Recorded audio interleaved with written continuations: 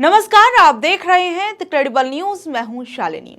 आजकल 30 त्योहार का मतलब खुशियां कम और टेंशन ज्यादा होने लगा है। कुछ लोगों ने तो त्योहारों के नाम पर नफरत फैलाना और हुड़दंग मचाना अपना नया फैशन सा बना लिया। अब श्रद्धा से ज्यादा सड़कों पर शक्ति प्रदर्शन का शोर सुनाई देता है। कहीं भड़काऊ गाने पर डीजे बज रहा होता है तो कहीं जबरदस्ती के नारों से माहौल को दहलाने की पूरी कोशिश की जाती है।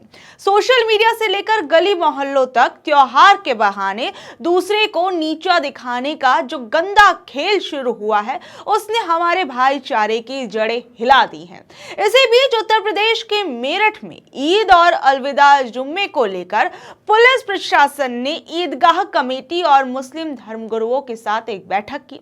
बैठक में एसएसपी अविनाश पांडे ने कहा कि ईद की नमाज किसी भी हालत में सार्वजनिक सड़क पर नहीं पढ़ी जाएगी और अगर कोई कानून व्यवस्था बिगाड़ने की कोशिश करता है तो उसके खिलाफ सख्त कार्रवाई होगी। यहां तक कि पासपोर्ट जब्त करने जैसी कार्रवाई भी की जा सकती है। लेकिन यहां पर अब एक सवाल उठता है जिस पर कई लोग खुलकर सवाल भी पूछ रहे हैं सोशल मीडिया पर कि अगर सड़क पर नमाज पढ़ने पर इतनी सख्ती है तो क्या सही नियम बाकी मौके पर लागू होता है? होली कई जगहों पर सड़कों पर खेली जाती है। कांवड़ यात्राएं पूरी सड़कों से गुजरती हैं। माता की चौकी और जागरण भी कई बार सड़कों पर होते हैं। ऐसे में लोगों को लगता है कि कई बार नियमों का इस्तेमाल सिर्फ एक खास समुदाय को निशाना बनाने के लिए किया जा रहा है। इस बीच आपको मैं खबर बताती हूँ। दरअसल संभल के एक मामले में प्रशासन ने एक मस्जिद में नमाज पढ़ने वालों की गिनती तय कर दी थी और कहा कि सिर्फ 20 लोग ही अंदर जाएंगे। जब उनसे पूछा गया कि भाई ऐसा क्यों किया जा रहा है तो अफसरों ने दलील दी क्योंकि उस जगह को लेकर थोड़ा सा विवाद है, इसलिए अगर ज्यादा लोग इकट्ठा हुए तो माहौल बिगड़ सकता है या दंगा फसाद हो सकता है। मतलब प्रशासन ने अपनी नाकामी छुपाने के लिए इबादत पर ही ताला लगाने की कोशिश की और जब ये बात हाई कोर्ट पहुंची तो जज साहब ने अफसरों को कायदे से धो दिया। इलाहाबाद हाई कोर्ट ने हाल ही में एक अहम टिप्पणी करते हुए कहा कि राज्य सरकार की जिम्मेदारी है कि हर समुदाय अपने धार्मिक स्थल या अपनी प्राइवेट प्रॉपर्टी पर शांति से इबादत कर सके और इसके लिए किसी सरकारी अनुमति की कोई जरूरत नहीं होती। अदालत ने ये साफ कहा कि सरकार की भूमिका तब आती है जब नमाज या धार्मिक कार्यक्रम सरकारी जमीन पर या किसी पब्लिक प्लेस पर हो रहे हैं। जस्टिस अतुल श्रीधर और जस्टिस सिद्धार्थ नंदन की खंडपीठ ने कहा कि कानून व्यवस्था बनाए रखना सरकार और पुलिस की जिम्मेदारी है और अगर प्रशासन भीड़ के डर से लोगों के धार्मिक अधिकारों पर पाबंदी लगा रहा है तो ये बिल्कुल गलत है। और अदालत ने तीखी टिप्पणी करते हुए कहा कि अगर एसपी और कलेक्टर को लगता है कि वो कानून व्यवस्था संभाल नहीं सकते तो वो अपनी कुर्सी ही छोड़ दे और अपने पद से इस्तीफा दे दे या फिर कहीं और ट्रांसफर ले ले।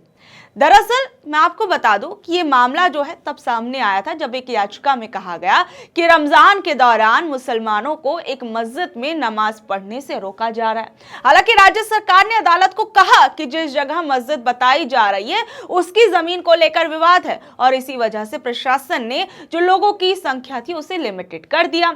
लेकिन अदालत में जब ये मामला पहुंचा तो एक तरीके से आप कह सकते हैं योगी जी की पुलिस को बड़ी फटकार जो है वो लगी है। वहीं अदालत ने अब ये भी कहा है कि याचिकाकर्ताओं को अगली सुनवाई में मस्जिद की तस्वीरें और जमीन के रिकॉर्ड पेश करने होंगे।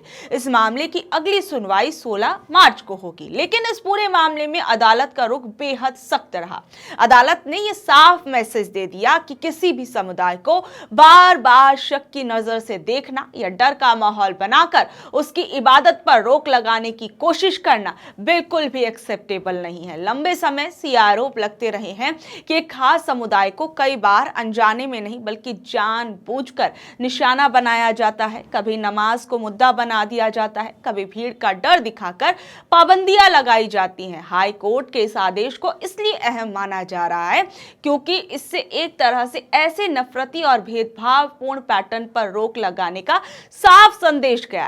वहीं अभी आपको याद होगा कि हाल फिलहाल में इलाहाबाद हाईकोर्ट ने बरेली के एक मामले में भी बहुत सख्त रुख अपनाया था और राज्य सरकार को ये ऑर्डर दिया कि हसीन खान नाम के एक व्यक्ति को 2 सुरक्षा कर्मी दिए जाएं। अदालत ने कहा कि अगर हसीन खान या उसकी संपत्ति के साथ कोई हिंसा होती है तो पहली नजर में उसकी जिम्मेदारी राज्य सरकार की मानी जाएगी। ये मामला तब आया जब बरेली के रहने वाले हसीन खान ने अदालत का दरवाजा खटखटाया। उसका कहना था कि वो अपने ही घर में परिवार के साथ नमाज पढ़ रहे थे, लेकिन पुलिस ने उन्हें रोक दिया और हिरासत में ले लिया।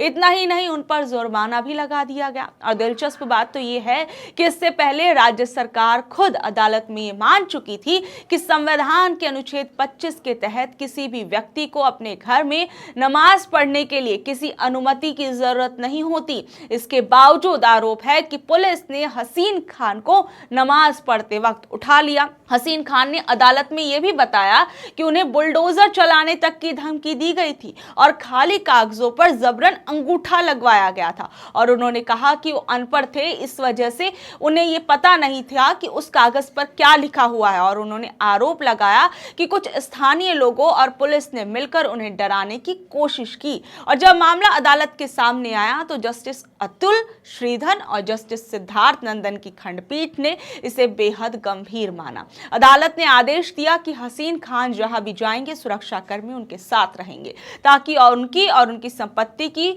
सुरक्षा जो है वो सुनिश्चित की जा सके। देखिए, अदालत ने ये साफ कर दिया कि अगर उनके खिलाफ कोई हिंसा होती है तो पहली नजर में ये माना जाएगा कि राज्य अपनी जिम्मेदारी निभाने में नाकाम रहा है। दरअसल इस पूरे मामले में एक बार फिर ये सवाल खड़ा हुआ कि आखिर क्यों कई बार एक ही समुदाय के लोगों को अपनी धार्मिक आजादी के लिए अदालत का दरवाजा खटखटाना पड़ता है। अपने ही घर में नमाज पढ़ने जैसे साधारण अधिकार को लेकर कोर्ट कचहरी और पुलिस के चक्कर लगाने पड़ते हैं। ये अपने आप में बहुत बड़ा सवाल है। वहीं बरेली के अब इस मामले के अंदर एक और बड़ी बात सामने आई है कि अब इस पूरे मामले पर 23 मार्च को अगली सुनवाई जो है वो होगी। कुल मिलाकर अदालत ने साफ कह दिया कि किसी भी समुदाय को डराकर या दबाव बनाकर उसके धार्मिक अधिकार से उसे वंचित नहीं किया जा सका। और अगर बार बार किसी एक समुदाय को निशाना बनाया जाएगा तो अदालत दखल देकर ऐसे नफरती और भेदभावपूर्ण पैटर्न पर पूरी लगाम लगाने की कोशिश करेगी। कानून सबके लिए बराबर है और संविधान हर नागरिक को अपने धर्म के अनुसार इबादत करने की आजादी देता है। वहीं आप नफरत के इस पैटर्न को देखिए। संभल की एक मीटिंग हुई जब डीएसपी कुलदीप कुमार का एक वीडियो काफी ज्यादा वायरल होता है। इसमें डीएसपी कुलदीप कुमार जो हैं उन्होंने ऐसी भाषा का इस्तेमाल किया जो अपने आप में सवाल खड़े करती है। उन्होंने मुस्लिम समुदाय के लोगों को खुलेआम धमकाते हुए कहा कि तुम लोग अपनी औकात में रहो वरना हम ठीक कर देंगे। बहुत सारे लोगों को खुजली मची है कि झगड़ा ईरान इजराइल के बीच हो रहा है और उसमें आप अपनी टांग घुसाए पड़े हैं। मतलब किस तरीके की भाषा जो है वो इस्तेमाल कर रहे थे ये डीएसपी कुलदीप कुमार। आप एक बार ये वीडियो देखिए और उसके बाद इस वीडियो के बाद भी काफी ज्यादा बवाल मचा था। बहुत सारे लोगों को ना उनको खुजली इस बात की मची है कि साहब झगड़ा तो हो रहा है ईरान के इजराइल के बीच में और वो बीच में ना अपनी टंगड़ी घुसाए पड़े। भाई अगर इतनी दिक्कत है तो आप बैठ जाओ जहाज में। जब जहाज लेने जा रहा है वहां ईरान में फंसे हुए भारतीयों को तो जहाज में बैठ जाओ और चले जाओ और जाओ लड़ो ईरान की तरफ से, लौट के आ जाओ। लेकिन किसी दूसरे 2 देशों के बीच में झगड़ा हो रहा है और उस झगड़े का अगर हमारे देश में कानून व्यवस्था पर कोई असर पड़ेगा तो हम फिर इलाज कराएंगे बहुत बढ़िया वाला। कहीं पर किसी भी प्रकार का किसी नमाज में, अलविदा की नमाज में या जुमे की नमाज में कोई भी किसी प्रकार के किसी देश के विरोध में, किसी के विरोध में कोई स्लोगन, कोई पट्टी, कोई नारा ये नहीं होना चाहिए। हम हिंदुस्तानी हैं, हम भारतीय हैं, हम यहाँ सुकून से रह रहे हैं। 2 देशों के बीच में, 4 देशों के बीच में जो लड़ाई हो रही है वो उनके अपने अंतरराष्ट्रीय मुद्दे हैं, वो हो जानेंगे उसके लिए। लेकिन कोई आदमी आए, साहब 10 आदमी खड़े होकर छाती पीट रहे हैं, हाय हाय हाय साहब ईरान को मार डाला, ईरान को मार डाला। अरे भाई इतना वो है तो चले जाओ ईरान, इसको जाना। लेकिन ये चीजें बिल्कुल हम बर्दाश्त यहाँ नहीं करेंगे कि हमारे यहाँ आके कोई भी आदमी अपने देश में आके यहाँ कोई फिजा बिगाड़े। हैं कुछ लोग ऐसे, 1-2 जगह 1-2 कस्बों में लोगों ने इस तरह की हरकतें की हैं। तो हम दूसरे की लकड़ी, जबरदस्ती की लकड़ी, अरे उनको लेने दो भाई, तुम क्यों ले रहे हो? अगर ईरान के और अमेरिका के बीच में कोई विवाद है या कोई दूसरे देशों के बीच में विवाद है तो वो अपना सुलझा रहे हैं। अगर जरूरत पड़ेगी तो हमारी सरकार का काम है वो देखने का, लेकिन हम इस तरह से कोई ऐसा काम करें जिससे लोकल लेवल पे स्थिति खराब हो जाए या लैंड ऑर्डर की समस्या आए, आपस में कोई वैमनस्यता आए, कुछ आए, तो वो चीज कतई बर्दाश्त नहीं होगी। अब इस वीडियो को लेकर ये खबर सामने आई है कि संभल के अंदर एसपी कृष्ण बिश्नोई ने डीएसपी कुलदीप कुमार से स्पष्टीकरण मांगा है, यानी इस पर सफाई मांगी है। और अब इस विवादास्पद बयान पर संभल के एसपी कृष्ण बिश्नोई को अपनी सफाई देनी पड़ेगी। बहरहाल एक के बाद एक कई मामले मैंने आपको बताया, वहीं कुछ अदालती फैसले मैंने आपको इस खबर के अंदर बताए।